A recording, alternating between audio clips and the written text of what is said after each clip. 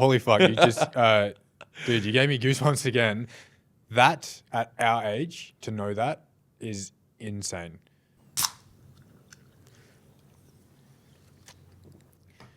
Welcome back to the Future Self podcast. Welcome to season 4, episode 20.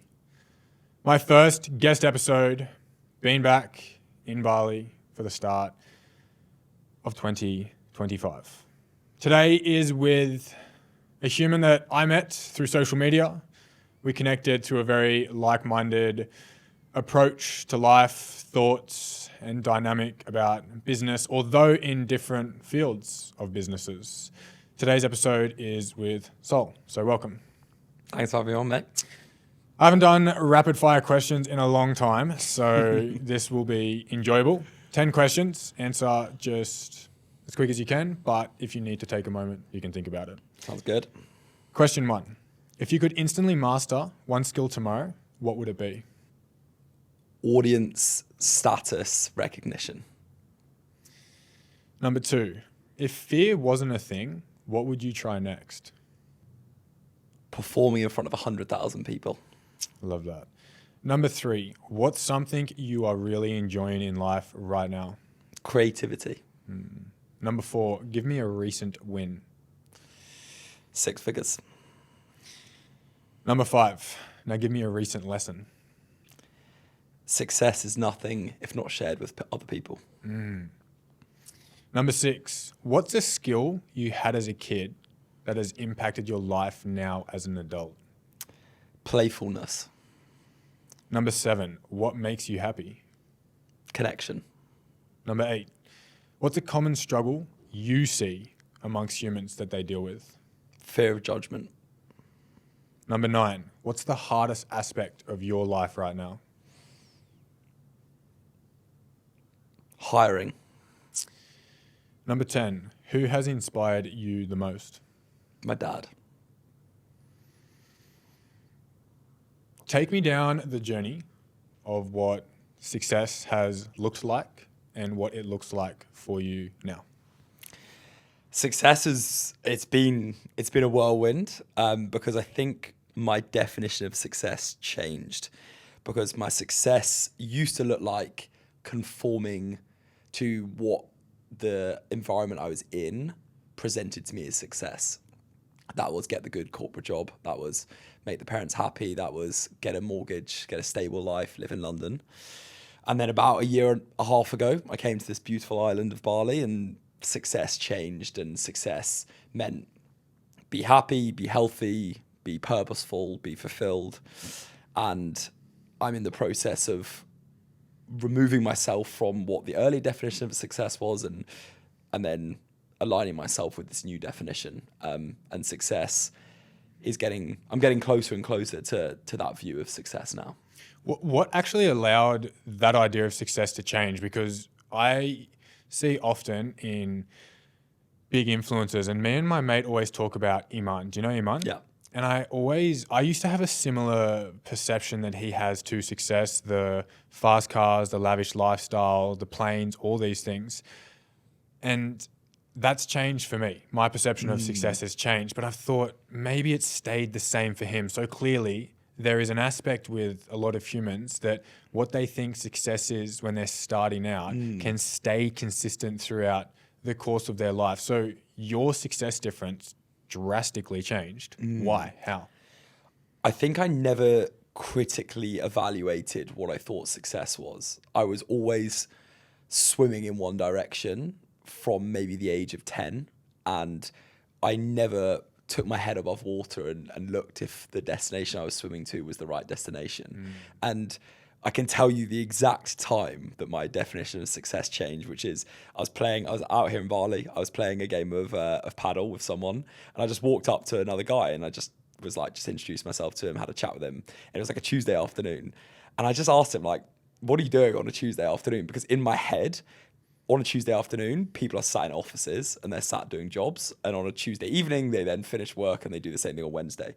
And he was just like, yeah, I have a business that I love running and I feel super purposeful doing it. And I'm able to play paddle on a Tuesday afternoon because I'm in control of my own time. And I just went, what? Like, I was just like, what do you mean? What do you mean you're able to do that? And then it got to the point where I was like, now that's my definition of success. So to answer your question very specifically, it was just seeing a different version of someone's success and realizing that that was much more aligned and in the direction that I wanted to. So I changed lanes, basically. Did you go seeking that on your trip to Bali, or did you just stumble by redefining success by chance? Completely stumbled upon it. So I had a corporate job back in London, and that corporate job got delayed by 6 months, and I was living in Australia while that was happening. So I was meant to be coming to Bali for a big piss up with my friends to then like kind of mark my last bit of freedom before going back to work. That then got delayed by 6 months, and I'd seen people like Iman online, and I thought, oh, I see them talking about Bali. Like, maybe I just try this like make money online thing for 6 months, because I could either do that or go back and work in a pub in the UK before my job started. And in that 6 months, was the most transformative 6 months I've ever had in my life. In terms of defining what success meant, defining what is important to me. I went sober. I became 100 times a better person in that 6 months. And then it just became addictive, and I was just like, I can't ever go back to that.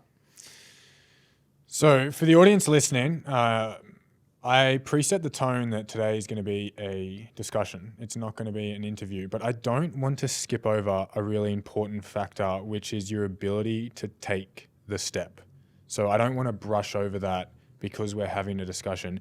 You had gone from security, a guaranteed direction, a comfort in being successful, quote unquote, in a world that many people live. You went from that to then quitting, stepping out, backing yourself, going off on your own.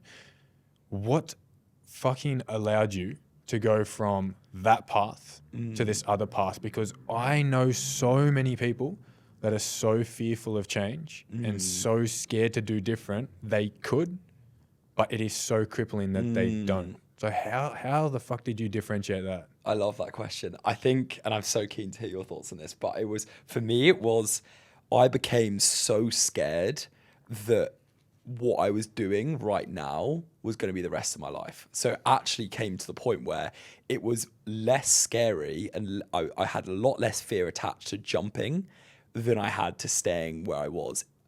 Like another day of doing what I was doing in the corporate world was worse to me than 6 months of no idea what the hell I was going to do with my life while taking the jump. And then it made the jump very easy. So I think, like, if someone's listening and thinking how to do that jump, it's like, do you look above you and see people on that path, and do you want to become them? Because if you don't, then if you really fear becoming that person, then the fear of jumping is actually much less than the fear of staying in the path you're on right now.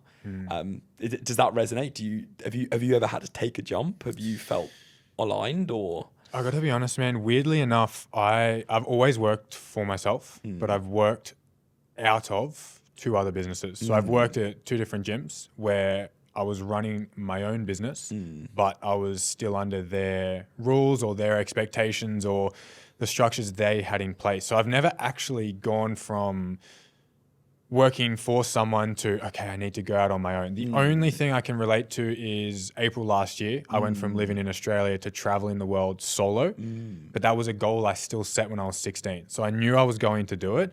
I just didn't necessarily know when. And then certain events happened, things lined up, the opportunity was there, and I went off on the pathway to be able to do that.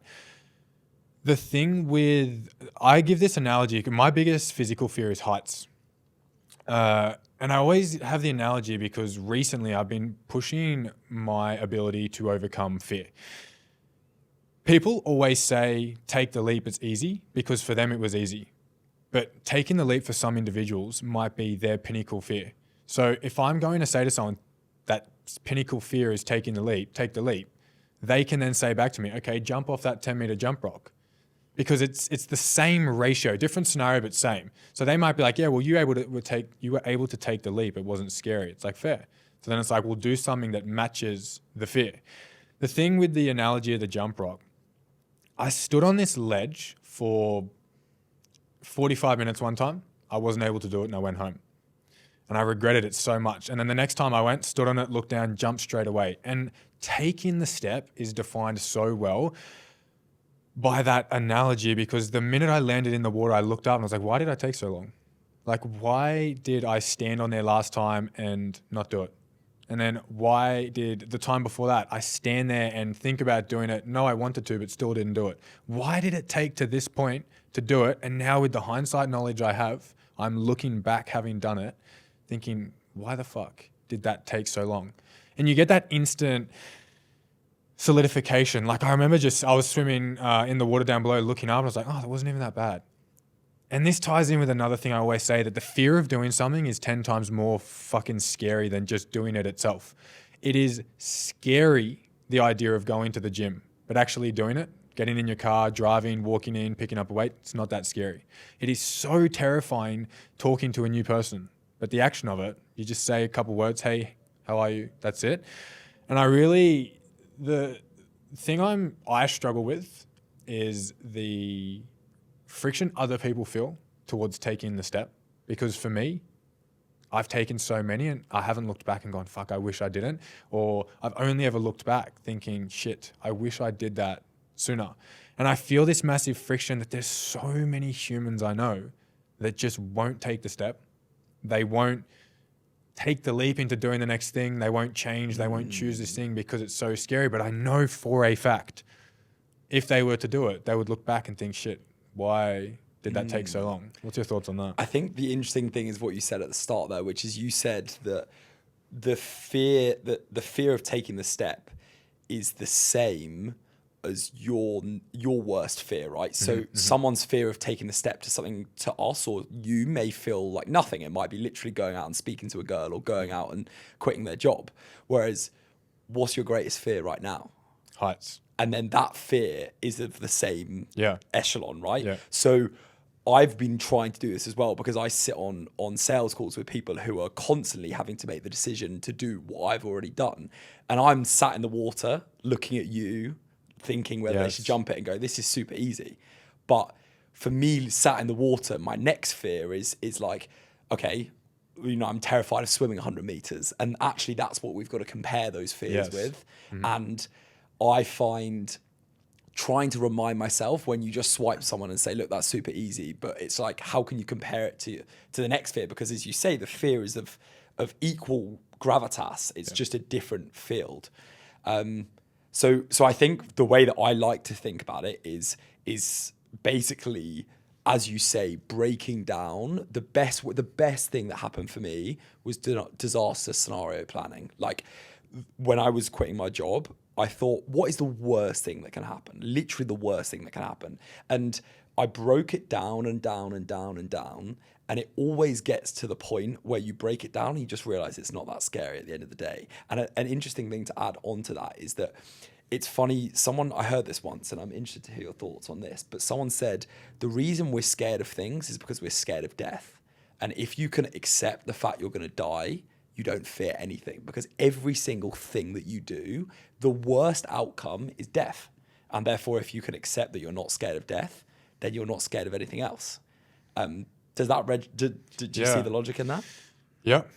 I think it's a tough one because in a black and white sense, that is the truth. But I mean, accepting death in its own, I think if you could accept that, you could then obviously do fucking anything.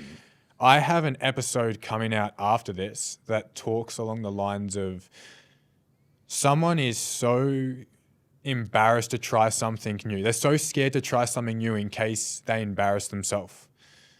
So the fear they have of trying the new thing is then solidified by the fact that they don't do the new thing. So for instance, weight loss.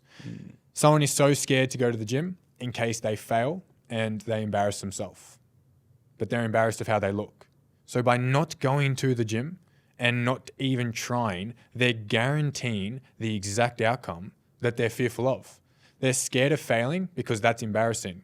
Yet by not trying, you guarantee your failure and you're embarrassed by that.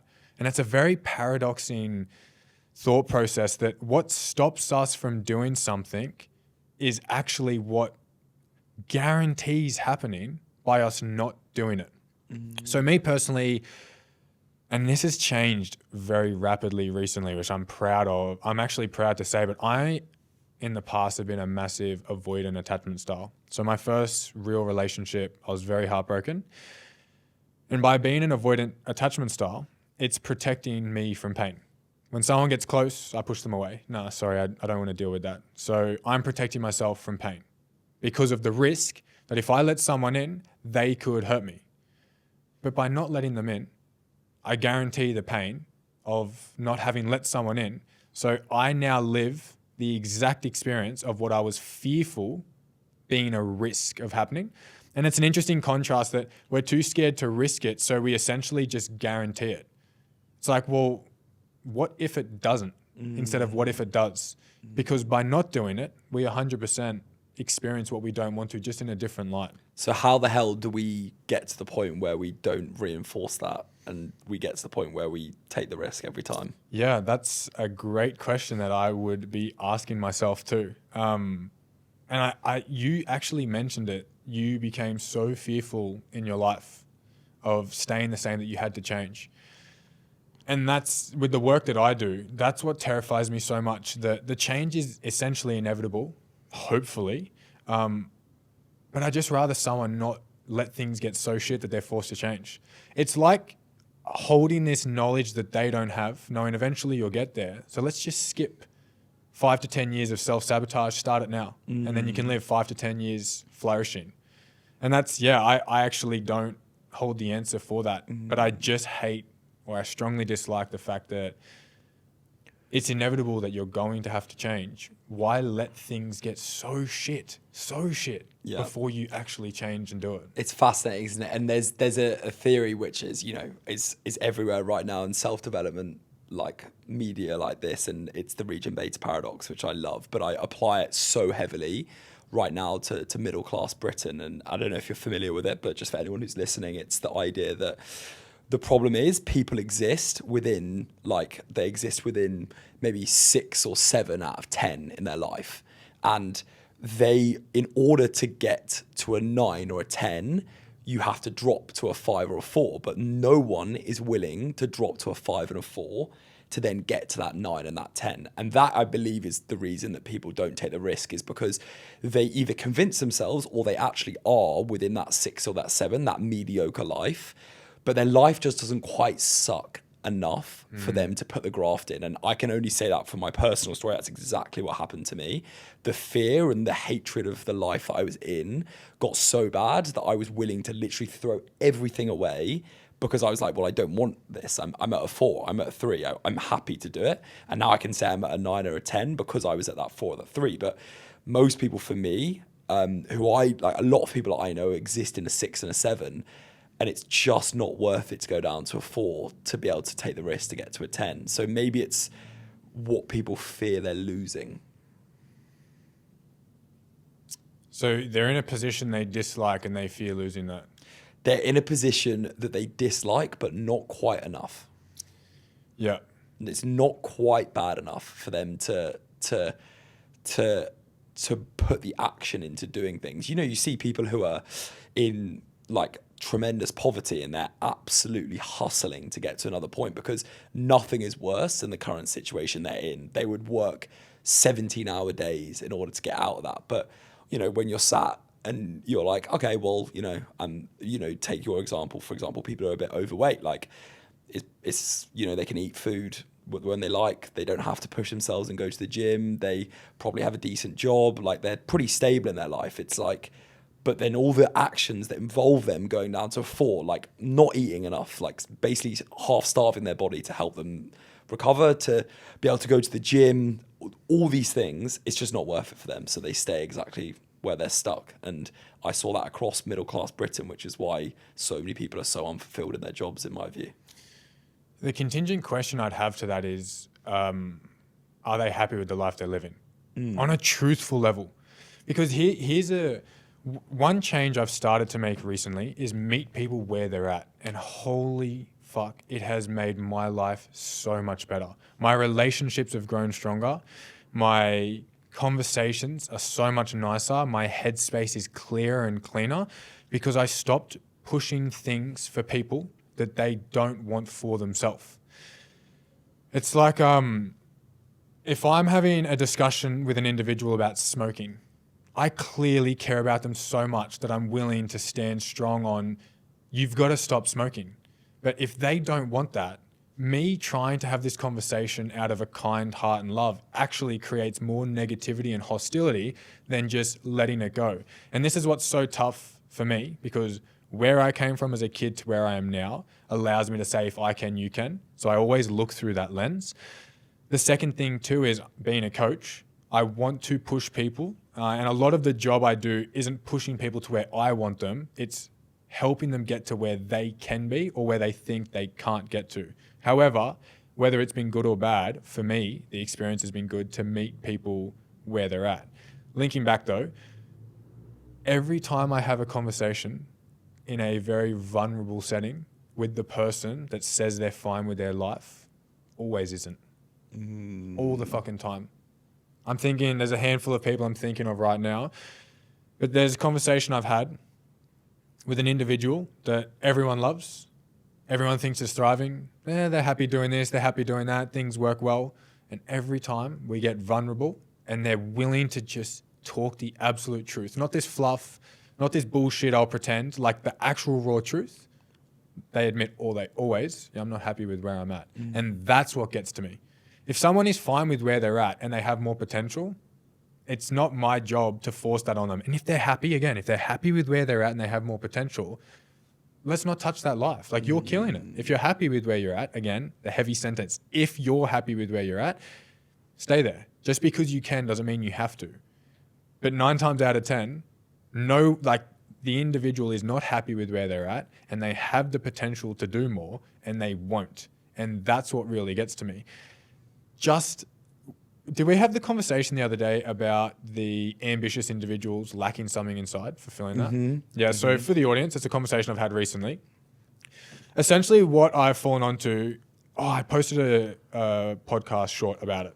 I'm trying to conceptualize this idea that those that are ambitious, we look at and admire, but we firstly probably don't admire their internal state. However, these people that are working hard essentially could be working hard to fulfill something inside. So I had massive self-hatred. I was working so hard to prove to myself I didn't hate myself, or, I'm better than the way I view myself. I have a mate who is very comfortable with dog, 2 kids, little cottage house. And I'm sitting here like, what the fuck? How? Why? In an experience we get once, 100 years maximum, that's what you want? Why don't you want this and you want that and all these things when you could do it? And I was thinking, shit, maybe they just don't lack that hole inside that I lack, that I'm consistently working to fill. They just don't have to fill it. So when they think of a house, 2 kids and a partner, it's like, that's the best life. Versus I'm trying to fill in 2 kids, a partner and a house, fills in that hole a bit, but there's still a few levels on top that I need to fill. Like, what's your thoughts around that? Man, when we had that conversation, it really affected me because, context, people who are listening, I was basically saying, I felt like I'd come out of this life where I felt like people were living the wrong life. A lot of people who I felt were unhappy. And then you said that to me and I went, wow, maybe I'm the person who's searching for something as opposed to these people, not living the life that's true to them. And it is true, even my recent interactions that I interact with people, I know that people say it's incredible how hard that I work. And I always thought that was because I'm a grafter, because I'm smashing it, all that sort of thing. And then oh no, what am I lacking, right? Why am I doing all of this? So my thoughts are that conversation and what you've just said there has made me think very deeply about what I'm searching for. What do I wake up every day and what am I pushing for? And I think the way that I've normalized it, the way that I've accepted it in my head is thinking, as opposed to me searching and proving something to myself or someone else, what I am doing is I'm playing the game. And this is what the problem with the game is, the game has no end. So yes. What is the outcome of my game? Because if it's money, my God, like, you know, you can never win the money game, right? You can never win the money game. We both know that. If it's happiness, well, can you ever win the happiness game? Because a lot of scientists have proven that most people return back to steady state of happiness realistically. So what game am I trying to play? And I think it's about having 7 or 8 different cups around me that are full, and or as full as I can get them. They're evenly balanced, and they're like my wealth, my connections, my fulfillment, my relationships, my health, all of these different cups. But the searching part and the proving to myself part is something that I've really struggled with, because I think if I look deep down, it's probably proving to my parents, it's proving to my friends. And once I removed that, I felt a lot more fulfilled. So I think it's the one thing that the entrepreneurs, we like to think that maybe we found something people haven't, but maybe we're just searching for something that people have already got, right? And that's the flip on it. And how have you dealt with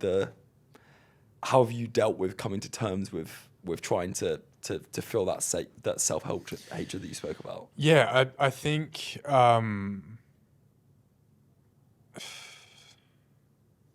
so once I understood that concept that I might lack and others don't, that's what pathway to me, that to meet people where they're at. Now, the self-hatred aspect, it's been an interesting one. And I have to be honest, I don't know what it's been about the last 2 months, but my life has changed so much. And it's because I've changed so much. And I'm not an obsessive personality type of person. But when I fall onto a concept or something that really resonates with me, I'm very strong on it. So for a long period of time, it was drinking. I got so hefty on anti-drinking. I actually didn't want to date a partner that drank at all. I frowned upon people that were drinking. It all stemmed from, if you didn't drink, you would live such a better life. So it wasn't just this negative rampage of, fuck you guys, you drink. It was like, no, just if you stopped, things would change so much. Because from my experience of it, it was so negative. What I've really stumbled in these changes recently is authenticity and truth. Like being authentic to who I am and being truthful. And I think each time I'm able to resurrect or grow from a past mistake, that's really altering my self-perception, where I used to be an avoidant. And for the first time with where I'm at and people I'm talking to now, I'm not that. Or I used to be very bad with communication, very direct. This is my life. You either fit it or you don't. And for the first time, I'm not acting that way. With business, I used to over-validate and now I'm not doing that. I used to over-push and now I'm not doing that. So I'm not essentially going back trying to fix everything, like, oh, fuck, these are all my mistakes, fix them. But each time I'm able to make an evolution that I couldn't do in the past, that I used to think like, I never thought I'd have a relationship with drinking where I could see the positive benefit for some people, or at least just not see it so negatively. So each time I'm able to change my perception, strong on who I am, but fluid in how I move, has been a model I've been living through at the moment. That's what's really changed that self-dislike. How do you, if you don't mind me interrupting, how the hell do you get to the point where you are so reflective on what you mentioned there about accepting that people do that, but then holding true in your values? Oh, dude, that gave me goosebumps. Might sound so cliche or corny, but I'm just blessed with the curse of being reflective and just looking at my own self. I have an amazing group of friends that call me out when I do the wrong thing and support me when I do the right thing. So I have a really good support network. I'm also able and willing to admit fault.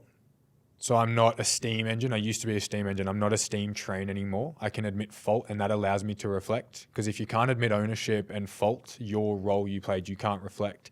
However, I was just looking at, there's always a reason people do things. Like it's not what you do, it's why you do it, and there's always a reason. And I was thinking, okay, why was I so against drinking? Well, this is how I felt when I drank, and it was a self-sabotage, and these are the negative outcomes that would come for me. That might not be for everyone. And I had a conversation with a client this morning, and he said this so beautifully. So he said, what you resist, they persist. And I was thinking, okay, people I was trying to help stop drinking would do it more. They would be sneaky about it. They would do it behind my back. They'd do all these things. And it's like the more resistance I push onto people about certain things or views I have, the more resistance. With my sister, I used to give my sister advice all the time, out-of-pocket advice. So I would give it to her before she'd ask for it. Now she asks for it and it's still the same advice, but she's asking for it. That's the difference. So when I'd give this advice, the opposite would happen. It's like you tell a kid, you know, don't sneak out, don't do this. They're going to fucking do it. So yeah, that concept he said really defined so well what I've been doing at the moment. I want to have strong connections. I don't want to be a black sheep anymore. I don't want to feel isolated and that, you know, I'm separate to everyone. I would love to feel, okay, I do things different, but I understand why you do what you do. Or I definitely don't agree with that perspective, but I can see your perspective. I have a mate, so much credit to, he was my old roommate, Alec. He's really helped me. I was such a black and white thinker. I'd think this and he'd question me like, why? It's like, well, that's just what I think. It's like, that is the most fucking disgusting way to communicate. I think this because that's just what I think. And he'd always question, he'd even devil's advocate to the point it would frustrate me. It's like, just agree with me. But by him doing that has allowed me to see things so separate and so differently. I love that, man. I can only see the resemblance in the way that like I've been learning in my coaching journey as well, because I'm very new at the coaching part and I'm really trying to understand my clients. And one of the things that has been frustrating for me is seeing where they want to go, knowing what the inputs they need to put in to get to that, and then asking them if they're doing the inputs and they're not doing them. And I used to just sit on my client calls and I used to say, okay, guys, everyone leave the call and just go and do this. Like, I don't know why you're sat here, just go and do it. And then it was like, okay, exactly to what you just said. How can I understand why people aren't doing it? And I started trying to understand, okay, why aren't you posting these bits of content? Why aren't you sending all these messages? And then it came down to actually reasons that were my fault. Because I was like, actually, the reason that someone is not posting this content is because I have not provided them the platform or the confidence or the resources or the knowledge to be able to actually go and do that. And what I used to get frustrated with other people not doing is now an understanding to me, which is, wow, it might actually be my own fault. It might be something that or at least not fault, but something that is in my control more than just saying, just do it. Why haven't you done it? Just do it. Just do it. So I really resonate with what you said about your sister and your friend. I was very frustrated when people would then come to me and complain about the fact that I had these set views on things and people were like, you know what, that it might be different. And I have this moment over and over again in my life to the point where I know that it's such a repeating pattern, is that I will be so enraged in an argument. I'll totally believe I'm doing the right thing. And someone will say one sentence. Oh, wow. And then it will just be like, oh my God, I'm a complete idiot. I was completely wrong about it. And then it just changes everything. And then that ignorance, like, hurts. It hurts because I know I'm being ignorant and I can relate to what you're saying about the steam train, right? Holy fuck, you just, dude, you gave me goosebumps again. That, at our age, to know that is insane. And it is such a hurt to the ego to go, oh shit, maybe it was me and not them. But to have the skill set and softness in yourself to be able to do that is so amazing. There's been so many things, like I said, that I used to think this and think that, and why I thought it was valid. But I'm not necessarily going to think it forever.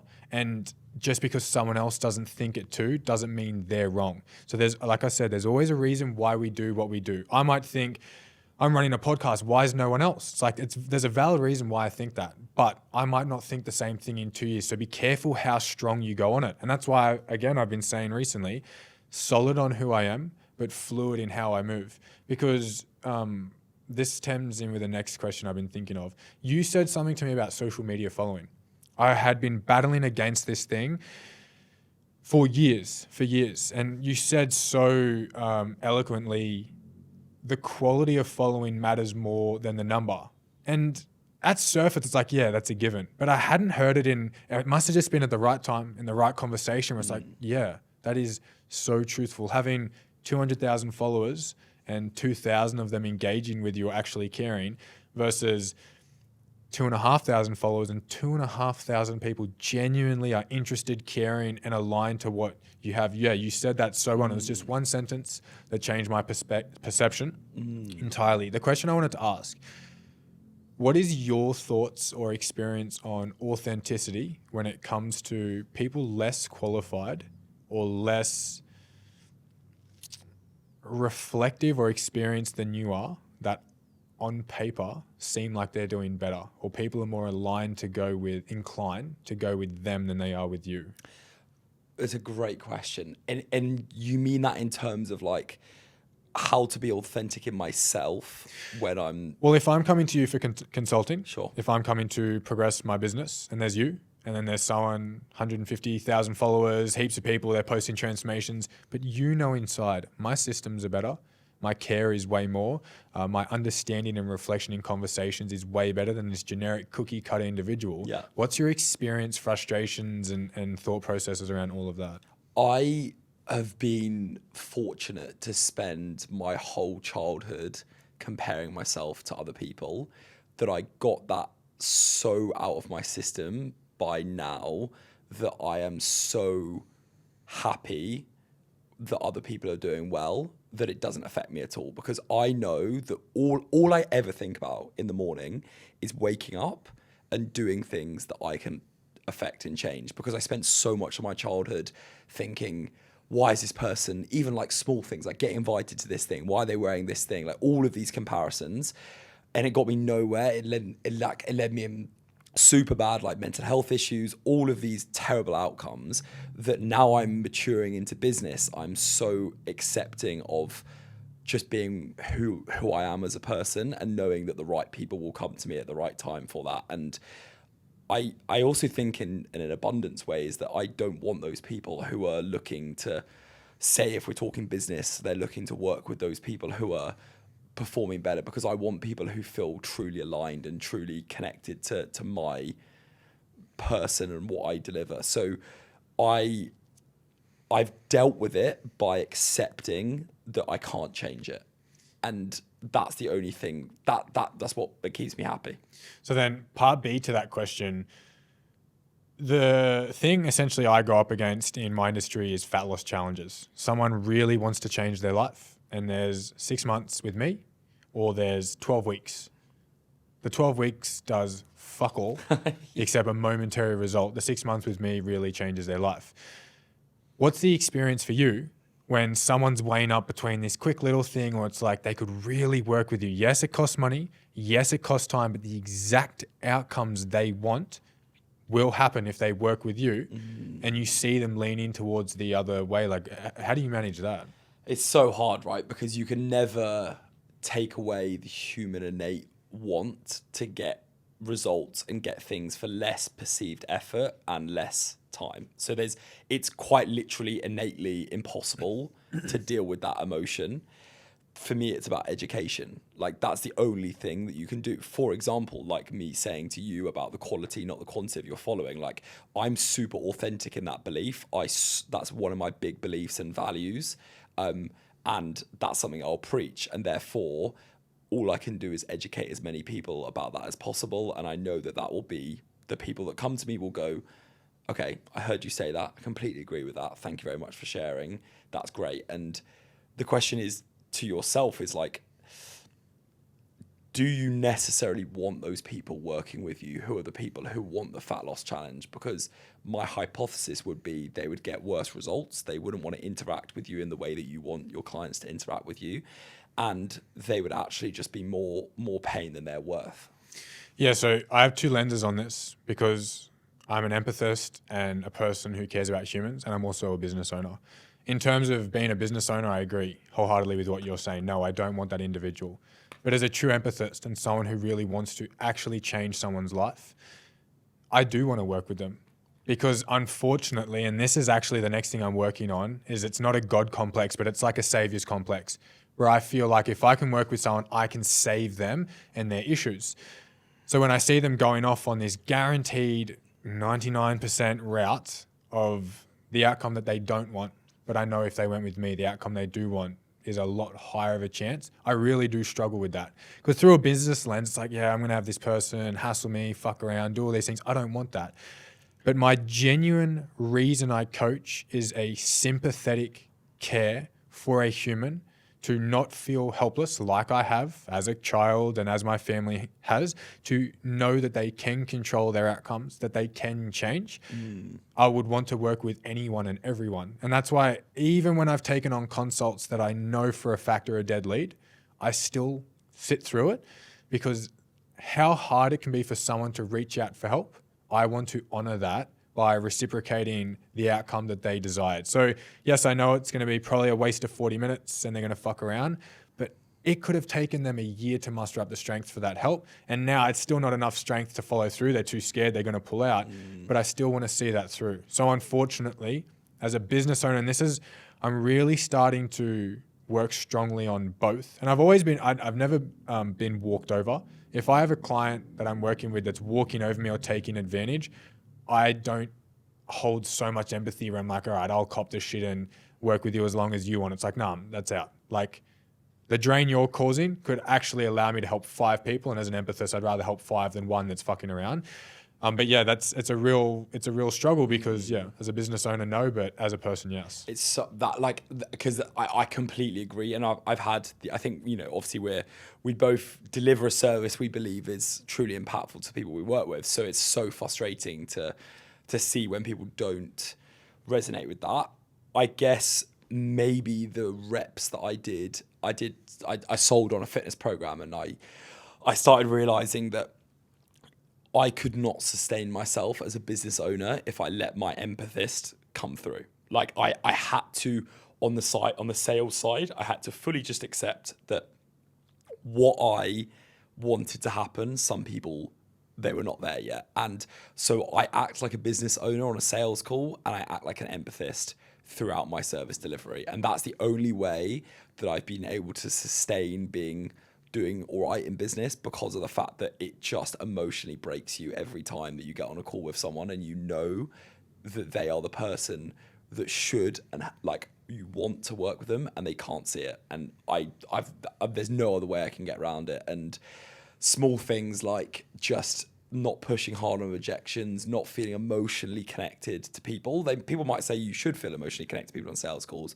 but it just emotionally fries your brain if you do, because by law of averages, it's just people aren't always going to be in the right place at the right time to come on board with you. That's the way I deal with it. I have developed, thankfully enough, a really good mental system where I can wholeheartedly be invested and emotionally connected to someone, but also disconnected. Incredible. Which is super contrasting, like it's opposing. Yeah. But I remember when I first started coaching and I had no boundaries or nothing, I've experienced this twice. 2 clients threatening to kill themselves, and I was the first person they came to. And I remember being on a phone call with one individual for an hour, talking with them about it, all these things. And that fucked me all night, all week. But the next morning I check in, hey, how you doing? Ha ha ha, nah, things are all good. It wasn't that bad. And that for me was the moment that boundaries came in place, and I learnt when I'm present and I'm there, I care about this individual's success, but I also can disconnect. And a big thing that changed was I stopped holding so much ownership over my clients' wins, because when I held ownership over their wins, I held ownership over their losses. And this is why when people always say to me, oh, I wouldn't be here without you, or this is your work, or you're the reason. It's like, no. I've been here with you, but you've done it. And even inside, I might know inside, it's like, yeah, I know. I got you there. Like, we got you there together. But I don't say it out loud as if, yeah, I got you there. This is my client's results. This is the work of me. Because the more I put back on them, this is you. You achieved this. This is your outcome. The less heavy I felt and volatile I felt in their highs and lows.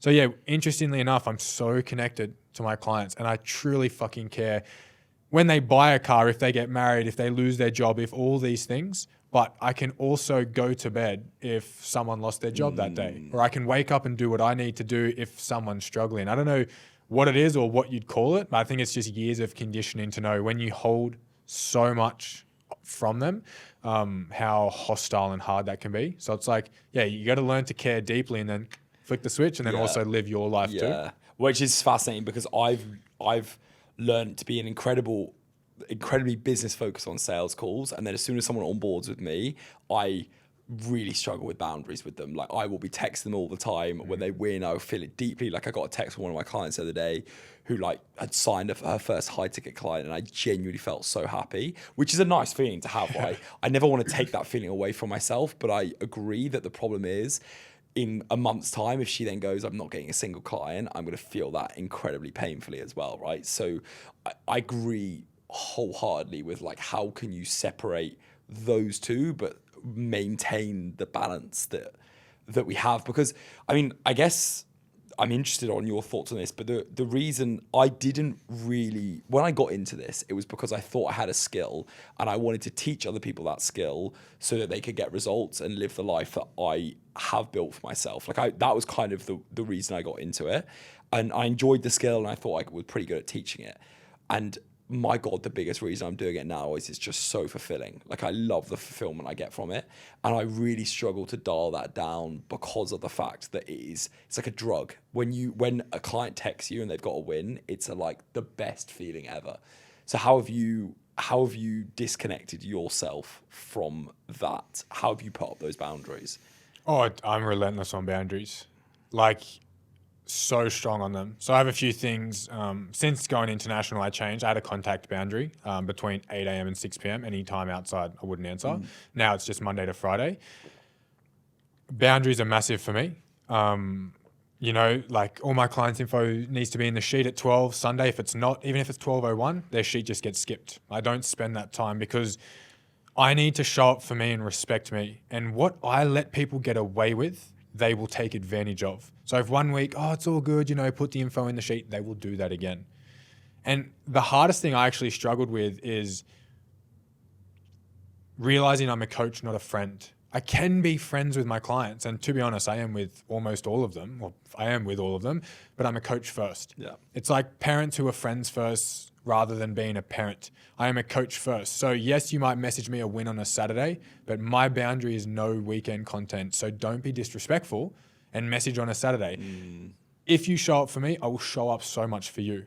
So that's, I back it by, I have boundaries so I can show up for you better. And if you disrespect them, then I can't show up for you as much. If I spent 7 days a week answering 50 messages and 2-minute long voice memos without ever having a break, the service they would get in return would be shit. Yes, I'm more available, but it would be a lesser service. By giving that 2-day recoup, I recoup and I show up as a better coach. Not waiting around for the information to be in the sheet, spending my Sunday, come on, get it in. Everything's streamlined, done to the highest standard possible. They learn not to do it, they don't do it again. No one wants to invest between $100 and $200 a week and realize because of their fault that they missed their sheet entry. But if I let them get away with it, they can get away with it again. So by cutting that out, totally cuts it out. But again, it stems back to I don't take as much ownership over their wins anymore like I used to. So I don't take ownership over their losses. So the client who's not following anything I'm programming, going backwards, I'm not sitting there like, what am I doing as a coach? Like, why is this all wrong? It's like, no, it's right there. And if they want to access it, they can. Then when they're winning, I'm not like, fuck yeah, I'm the best coach ever. I got them back on this. It's like, no, they chose to get themselves back there. I love that. So it's just taking less ownership over their highs and lows. Fascinating, man. And I think the boundaries conversation is so interesting for even if someone's listening and they're not a coach or they're not someone who works with clients, like the confidence to be able to set boundaries in relationships and in work and in any part of your life is something that I think we can take a lot of first principles thinking from what you've said there, which is having the confidence to do things, but also showing to people that you have a certain amount of a cup to give and that cup needs to be readily available. And if you break that cup up or give it to people in too much of a dose, it's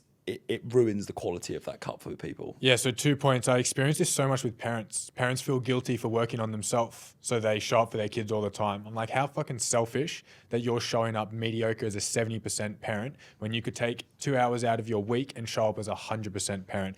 So cup feeling coming from boundaries is huge. The second thing is being respected is close to being liked, but I think it's a little bit better. So I know people who's friends with everyone, and everyone talks shit about them. Yes, they're invited to every party. Yes, they're always having fun. Yes, they're all these things, but no one respects what they say. Yes, so there's a lot of people that don't like me or feel like I can be very black and white or hefty, but when they really need a truthful answer and they want something real and honest, they come to me. So I used to work at a place that I caused a bit of friction with, this is ages ago, with the owner, because I would stand on my ground. So they would go to other coaches for the little day-to-day stuff. But anytime it came to something serious, a business move, a change in structure, finances, all these things, they always came to me. And I think that's the difference. You want to be liked, but being respected is maybe often, I can't contradict that. I think being respected is better, because then you can also create a way to be liked too, versus if you're just liked and you're you're not respected, it's really hard to 100%. I mean, man, it's funny that this comes full circle back to that's the way I view social media as well, right? Like, you're respected by a few people who really respect you. You could be liked by 20,000 people, 200,000 people, but it doesn't mean you're respected, right? Yes. And what you're saying is the same there, is that value, if you provide people value and you provide genuine connection to people, then it's much more important than having a swarm of people who are like, oh yeah, that guy's all right. Like, I follow him, or I like him in real life. So I completely agree. And I, as a kid, was a big group pleaser. I would always be known as, like, you know, the kind of, people would often say I was that guy, that sort of thing at parties. And I remember getting a load of, like, I got an ego tickle from it. And then when people would be like, it was so weird. It's like when people would invite mates on holidays, you know, it's like you invite one or two mates on holidays. Like, sometimes I wouldn't be that person, and they'd be like, but people always say that I'm the guy at parties. People always say that, like, oh, like, let's invite Sol, that sort of thing. But I was like, I only want to be the person that gets invited on the 1 or 2 holidays. I want to have 1 or 2 mates who'd be like, he's the first name on the spreadsheet, sort of thing. Yeah. And that massive change for me is playing out more and more in my life as I used to constrict my social circle so much, to the point where I would just love, I mean, I have this, which is lovely, but I've built my life to the point where I just have 1 or 2, well, maybe, I don't know, 5 people who would text me if they need anything. And that feeling is just miles better than having a swarm of people who say, yeah, he's all right. Yeah, it's being respected first and liked, rather than being liked and trying to gain respect from that. And it's the same thing. I know of individuals that people please to the 10th degree, and they're always then disrespected. Yeah, they're liked and they're always gone to for a laugh and invitation and all these things, but disrespected, no one respects their boundaries, no one cares for their outcomes, all these things. I then have, like, a mate where I've butted heads with him so much, and there might be times I don't like him, but I always respect him. So even in that time when I don't like him, I'll go to him for advice, because if I genuinely want the help and the truth, I'll receive it from that individual. What falls on your radar that qualifies a person to give advice and someone you would take advice from? So the days of social media is so guru. Everyone is a master in this and they're good at that. And it's been really getting to me recently, me seeing influencers that are getting lean or getting strong, and they're now coaching. It's like, doing something for yourself is not anywhere near doing something for someone else. So what qualifies on, or what's on your radar when you're going to take advice from someone, or you feel like it qualifies someone to give advice? So I think the first thing that I look at is, do I believe someone shows up authentically? Like, it's what you said earlier. Do I believe that when I see someone and I visualize, you can only see, I mean, if we're talking about online, you can only see what they present online, right? But do they show up for themselves, and do they show up with their values in as many things as possible? Because then I believe that if someone is then projecting advice to someone, it is at least the values that they have within them. We both know people who are doing the exact opposite, and it's everywhere, and you meet them in person, you're like, oh my God, I thought this person was amazing. Especially Bali. It's crazy, right? Yeah. It's crazy. And so the first thing is like, do I see those values projected? The second is like, I just believe in do shit, talk about doing shit. And if someone is not done what they if they've not walked the walk, then they shouldn't have the right to talk the talk. But how do you know? So like, I always post about be a 2-minute, 2-second person. I always post about say it and do it. So we had the experience of training together. You could then hold me to the standard of what I teach. But I could present online as do this, I'm showing up for myself, I'm doing these workouts and all this shit, and I could be doing none of it. How do you differentiate that? Because without meeting me, you wouldn't know. I think that's incredible. I think I'm interested if you think it's a solvable problem, but for me, it's like, it's an unregulated industry where you don't have to prove anything you're talking about. But I don't think that's the real question to ask is, well, if I could reframe the question, it's probably how I like to think of it is like, no one is forcing you to ever believe anyone, so only believe the people that you truly align with. And that the difference between that is, are you someone who thinks critically and evaluates their own thinking? Dude, sorry to cut you off. I love that so much. So if you were to throw the question back on me, my answer is just critical thinking. To see side A, side C, and in the middle. Anyone who can see both perspectives and also mention the middle combined perspective is someone I would take advice off. And I also think, that they're able to give advice. We know, without saying names, of an individual, right? Yeah, so online presented as if they're this, in person not. So you're saying, you just align to someone that if they align to the values and all these things, but if they're not doing it, but you feel like they're aligning to all these values, how do you filter that out? I don't think I have the answer for you, bro. Like, I think the scariest thing is you can't filter it out. Yeah, I don't think I can give you an answer, because we've both been shocked by this individual, and we've both like met many other people who are the exact same. So I don't think there is an answer. How do you filter that out? I think for me, man, like, I actually just really don't try and put too many people on pedestals. Dude, we live such a similar life, yeah. Like, it's like, I just like to think I'm in my lane, and if X influencer is promoting this way of living, then right, like, I will evaluate whether I want to live like that way, but I won't align that way of living to that person. I'll just say, okay, that person is eating clean food. I think I should eat clean food. Therefore, I'm going to eat clean food. Not I'm only eating clean food because that person is doing it. So I just take little bits of everyone's life and then combine it to mine. Yeah, the way again, what you said, I don't think I've ever been able to pedestal people. I think that personally stems from childhood things with my father and whatnot. After that, like, I can't idolize anyone. Yeah. All humans are the same. The more podcasts I do with famous people, the more I realize they have more problems than the everyday person. So it just brings people to the human level. But I just critical think myself.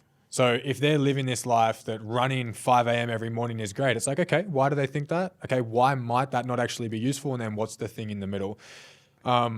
But yeah, I often don't take advice from people online unless I've watched enough of their stuff that there is that kind of filter decipher that they are who they say they are. Because if you watch one podcast, I could fake all this shit to my audience. But if you watch 50 and I've repeated maybe, 10 things at the same time, I'm sure you could filter enough that they're living that life. Yeah.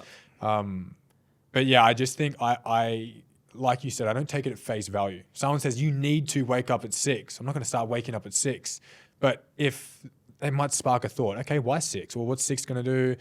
Waking up at 10 does this for me. Maybe waking up at 6 will do this for me. Actually, it might be useful. I'm not taking what they're saying at face value, but just as like a spark of inspiration. And I had this exactly the other day with, like, monk mode seems to be this popular thing that everyone's speaking about online. And I felt this like inner urge to go and rent a cabin in Serbia and just go and lock myself in. And that's because it's been like battered to me online. And, really famous info product people are all talking about monk mode. And then I ask people who know them about their life, and they say, bro, they just sit on the beach and just chill the whole time because they've got teams of people doing it for things. And then I'm like, okay, fine. So why are they promoting that? And then you get into the self-critical thing. And luckily now, like I've got through that filter of like, okay, they're saying monk mode because of the fact that they want people to lock in, and then it's a revenue generator for them, right?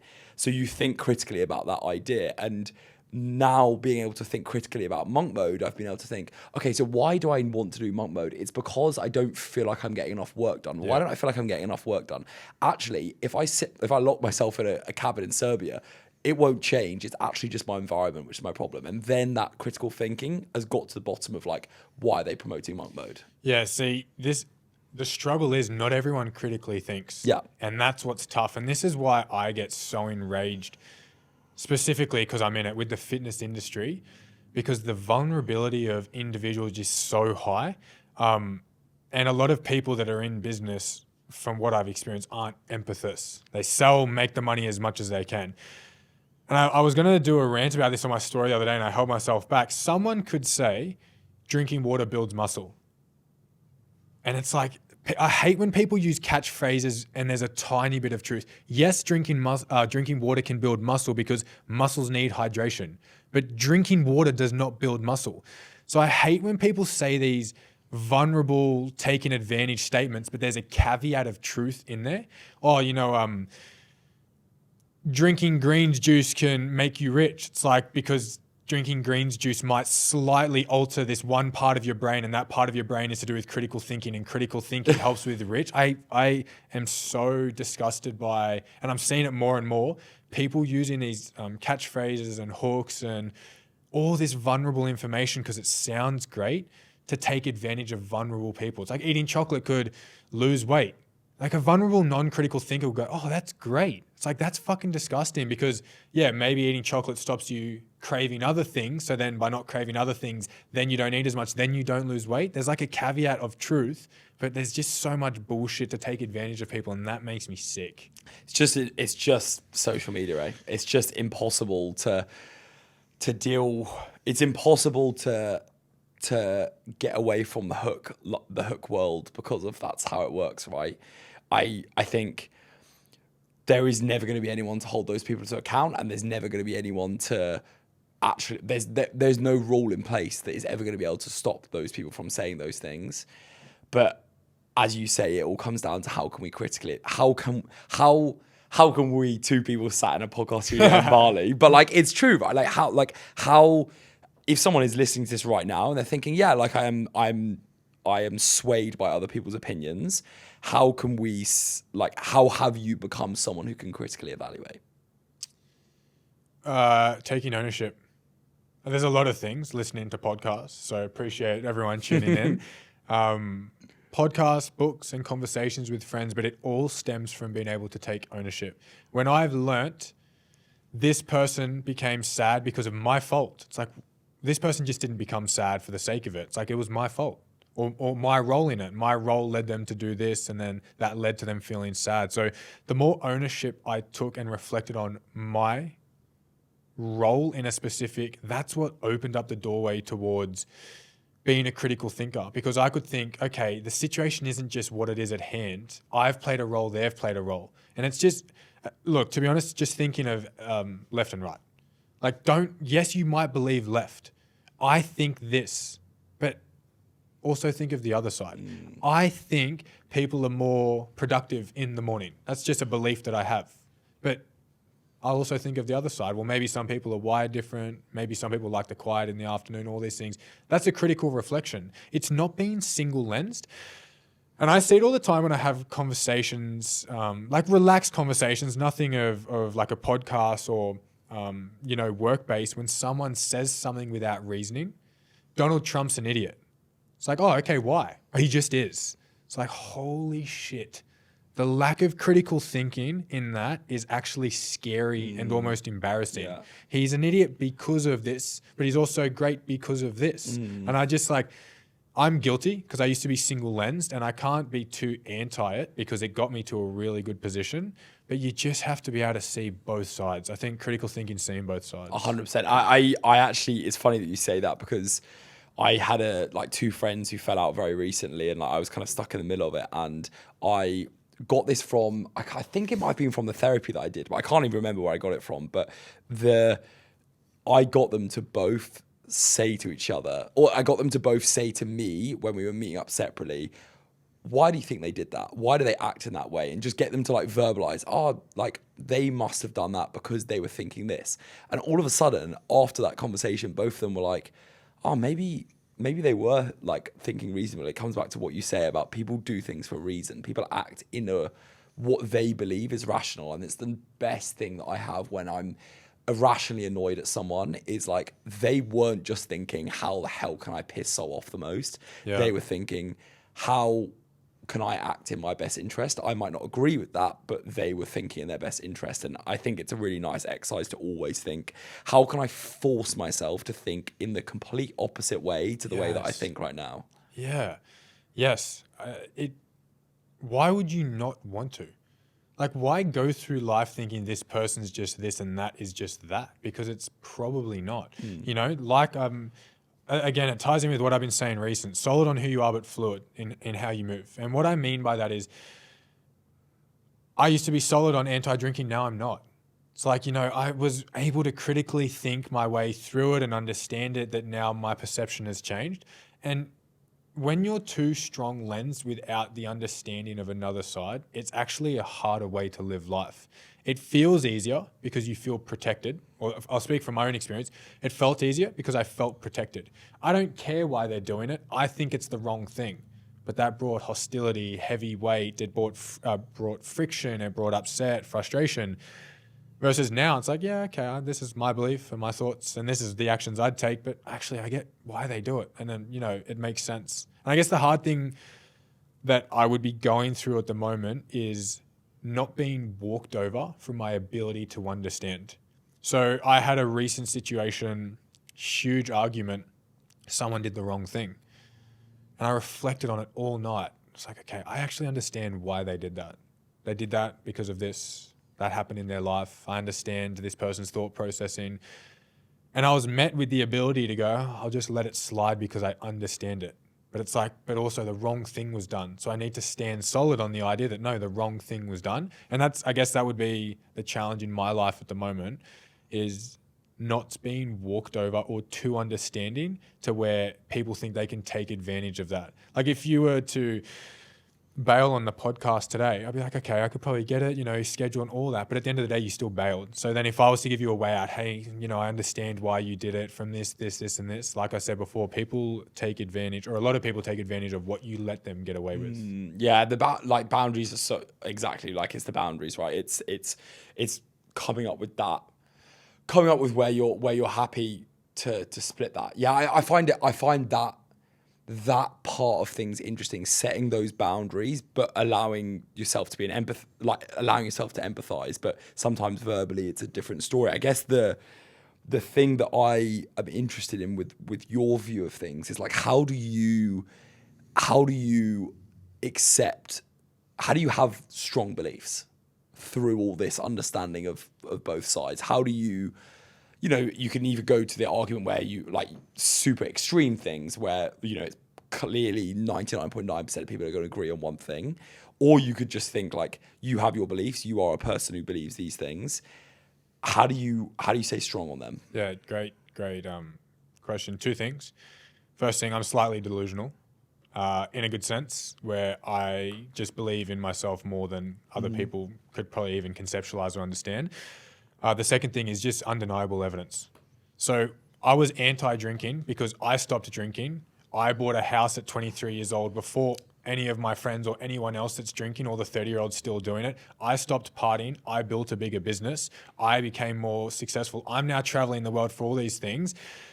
And it was great because it allowed me to dive deeper and deeper and deeper into it. But it also became too negative because evidence is proof, but it's also not, I don't even know how to say it. Evidence is proof, but just because you have proof doesn't mean it's right. Well, it's what you're saying. Like, it's what we were saying earlier, that you have proof that what you have done has gained this result. Yes. But that result is not necessarily the result that anyone who you're comparing yourself to was optimizing for. It's also not the only way to get that result too. So I know influencers over here partying, drugs, all that, and they've got 2-3 houses and they've got all this. So it's like, well, that then crumples my belief of not doing it. But it's just that it was just, the evidence. You know, I would have people telling me, nah, that's wrong. It's like, but how can you tell me that's wrong when I've done that and I've achieved this thing that you haven't? You know, someone's saying, oh, you shouldn't be so harsh on alcohol. It's like, yeah, but you fucking hate how you look.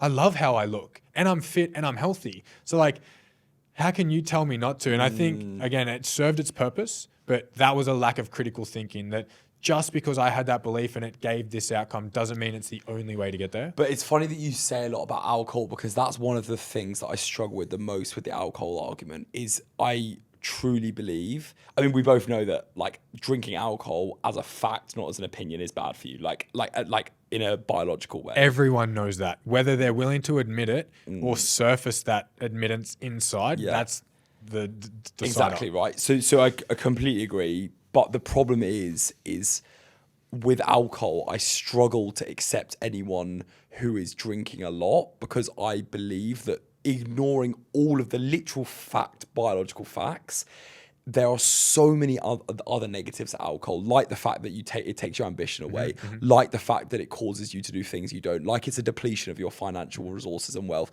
like the fact in a first principles way, it's basically short-term gratification versus long-term gratification. And I've really struggled to be strong on my opinion, I've really struggled to not be strong on the opinion that alcohol is not inherently a bad thing. But let's say someone is, in a measurable sense, happier than you. They make more money than you. They've got a bigger business than you, and they're fitter than you, and they drink. What does that change your perception? How can that not change your perception? I believe that it's a tail event. I believe that if you tell 100 people that they should stop drinking, 99 of them's lives will get better. One person's life might get worse. Yeah. But we have to come up with these frameworks and rules for life that make life better. Like exercising is better than not exercising. Like eating healthy food is better than not eating unhealthy food. And not drinking alcohol, I believe, as advice to say to people, 99 out of 100 people's lives are going to get immeasurably better if they stop drinking alcohol. And that's why I can't not be hard on it, because yes, I might tell one person to not drink alcohol. They might not drink alcohol. They might be less happy. But if I then shut up and don't tell people that not drinking alcohol is good, 99 other people might never stop doing it. Yeah, I'm in full agreement of you. There's this one idea that I have been thinking of is there was a study done that, I mean, Coca-Cola is not great for you in terms of a chemical sense, but there was a study done that an individual was drinking a can of Coke at the end of every night. And the thought process was to become healthier, get rid of the can of Coke, like stop drinking it. But cortisol is also not good for you in high doses. And by not drinking that can of Coke, spiked this individual's cortisol, and the stress hormone was more negatively outweighing than the can of Coke itself. And that's what's been changing my perception of, I don't have a different belief on alcohol. I'm not sitting here going, oh, it actually could be good for you or it's healthy. I'm able to see there's social benefits more than I used to think. But it is that I can devil's advocate only against someone that I completely agree with. So we're on the same side, but in the sense of a discussion, it would be interesting that by taking the alcohol out, would the negatives that stem from that outweigh the occasional cocktail and, drink with friends? And that's like, I don't believe that standpoint, but I've been trying to think of that more, that maybe taking that, Saturday cocktail out with the girls lowers someone's social skills, lowers someone's connection with people, lowers someone's outlet, all these things. And that could have a more negative outcome. In the short term, that's my problem. And, and this is, I think we both agree on this, right? And it's, as I said, it's for more people if someone listening is finding this interesting. But I find with all of these, this is why I struggle not to be really black and white about it, because with all of these things, like every argument you could come to me with saying that alcohol is good is actually inherently something that someone needs to fix. Like that person's cortisol is high. They could lower it by doing more exercise. They could lower it by like eating healthier. And that's the alcohol is a mask for some inner problem. So you're saying they have control, they could lower it in some way, but what comes with that is ownership. And that's the core value that is of struggle here. So yes, by not drinking the can of Coca-Cola, they could lower their stress levels, better hobby, better regulation, better things. But what does someone have to do that? They have to take ownership in the way they live their life. Who the fuck wants to do that when they could get a similar short-term response of just having a can of Coke at the end of the night? Yeah, and that's the ownership and the delayed gratification problem and the short-term dopamine hits that unfortunately like society is built up for right now. And I think like I've seen it so much recently with people scrolling on social media. Like I've literally removed my interest in scrolling from social media, and then I've just been hanging around with people who just spend a bit more time on social media, and I fall straight back into scrolling on it. And it's that like I know it's bad for me. I'm taking short-term hits, and it's fine because it's a short-term. But it's like, okay, realistically, I shouldn't be doing this at all, but why am I doing it just a little bit? And it's like the person with the can of Coke, like, why are they doing it a little bit? And you've got to ask, and actually, realistically, I've looked in the mirror right now, it's because my business is doing so well. So if I can, like, scroll on social media, it takes it away from me. But the fix to that is not to tell me to, okay, maybe do a bit of social media scrolling. It's like, actually, my problem is that I need to go and fix my business. Like I need to do something on my business. Yeah. And the ownership, we sit there and we preach like, oh yeah, you know, like ownership right now. Like I'm not taking enough ownership in that part. There's probably only a certain amount of ownership that people can take in all parts of their life. Like it's very hard to be in full control of everything. Do you believe, or do you think? Yeah, I agree with it, but I don't agree with the view. I see ownership as empowerment, not disempowerment. The more ownership I can take over anything, the more control I have to change it. So some people might look at it, oh, I don't want to take ownership over this, this, and this. Like, then I'm at fault and that sucks. It's like, flip the script. Take fault at that, and that. So you can change that, and that. The ownership I can take over my business, over my health, over my fitness, all these things. Anything going wrong in my life, if I can make it my fault or I have a role in that, that's great because then I can change it. I hate being rendered helpless to it being someone else. So I have flipped that script where I sought ownership so I can sort change. Rather than a lot of individuals, no, that's not my fault, that's not my fault. It's like, if you don't take fault or you don't take a role in it, you can't change it. I can't change this podcast episode being shit if it's your fault. But if I did this, I did that, I could have done this, I could have done that, the next one, great, because I can change it from the fault that I've taken. And I think it then comes back to fear of failure, because that's the reason that someone would not want to take ownership, is because if you take ownership, then you fail. And I believe that the fear of failure is from what I've seen in myself and what I've seen from my close friends around me. Like, just, I think I said it in one of the first answers, the quick fire answers. I said, I wish people were less scared of fearing failure, or I wish people were less scared of failure, because once you accept that you're going to fail in loads of things, life becomes so freeing, because you can literally do anything and just take it as a learning. Like you do this, it doesn't go well. You do this, it's a learning. You do this, it only makes you better at something in the future. And by taking ownership of any of your actions or any of your controllables, it then allows you to